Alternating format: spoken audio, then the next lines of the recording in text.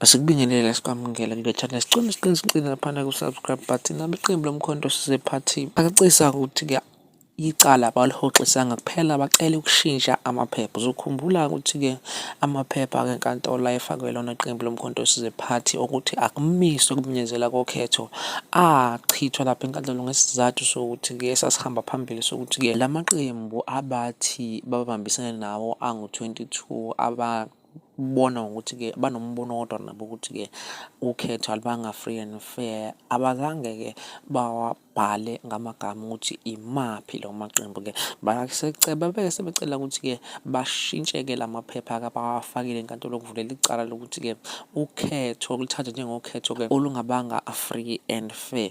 Nakhona-ke lawo maphepha bafisa ukulungisa leya ndawana yokuthi-ke ababhale wonke amaqembu-ke ngamagama awo kanye nokunye-ke abafisa ukulungisa, kodwa-ke sicelelele nangombiko ochazayo.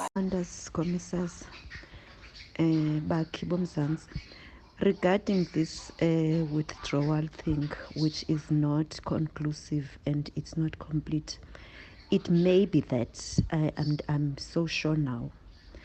Remember when we lost the application for an urgent interdict, in their arguments in the Bloemfontein court, one of their concerns they put forward when they dismissed that application for urgent interdict was that the other respondents, like the respondent that is listed as the last one,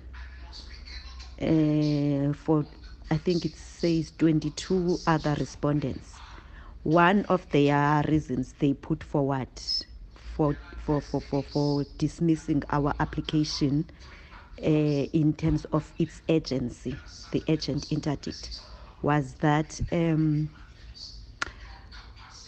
we should have in our papers stated those respondents one by one, not just clump them into other respondents.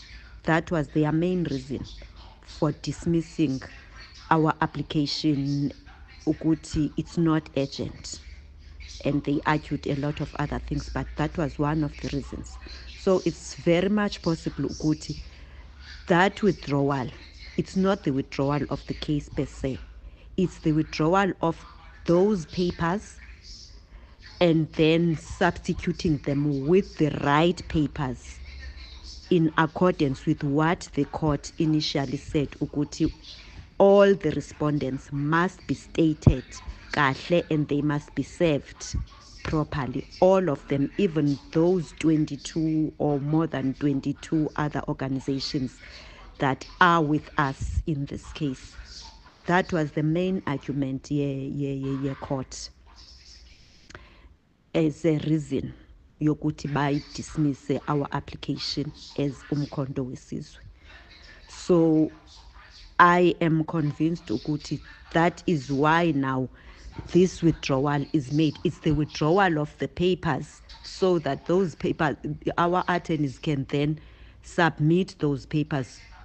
Chances are that they've already submitted them, withdrawing those initial papers and then substituting them with the right papers in accordance with what the court said in their application. Remember, a case was not mainstream media ukuthi now bayahambisa. That's what they do. Bahambise half the information, bangayihambisi yonke, ukuthi as MK has now rectified what the court ebikhala ngayo or was putting as their reason.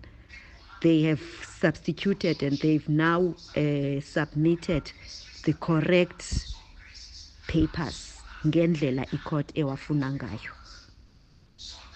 Let us not panic, let us not panic unnecessary, and let us not believe what the mainstream media is putting out there. Asi ignore singayibaseli.